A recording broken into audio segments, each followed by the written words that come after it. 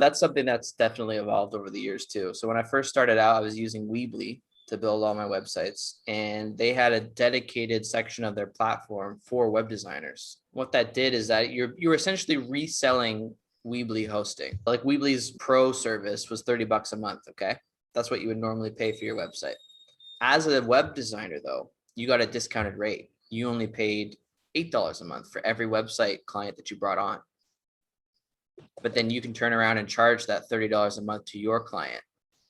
And that's important because the client isn't paying more than they would Weebly. They're paying the same price. You just get the majority of the profits. And Weebly is willing to do that because they know web designers will bring in more and more clients. It's bulk, right? They can get one guy for $30 for one website, or they can get a web designer to sign on and bring in 50 of them at $8 a month per site. That's a $400 a month difference. So for Yeah. Weebly, it was very easy. They were smart about it. They set that up and made it easy for web designers to do that. It gets more complicated once you start doing something like WordPress, because you have to take on more of the customization. You need to figure all that out.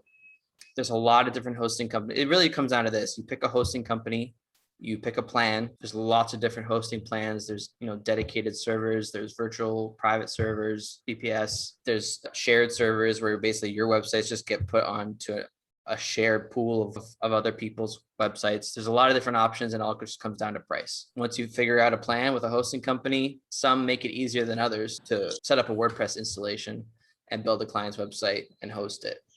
I wish I could be a little more clear about it, but it does take research, because every hosting company does it differently. Some do it easier than others. Some offer a more managed service like Cloudways. Cloudways is awesome, but it is a premium service. It's what I use now. I used to use Big Scoots in the past. They had great customer service. But yeah, that does kind of just require doing your own little research.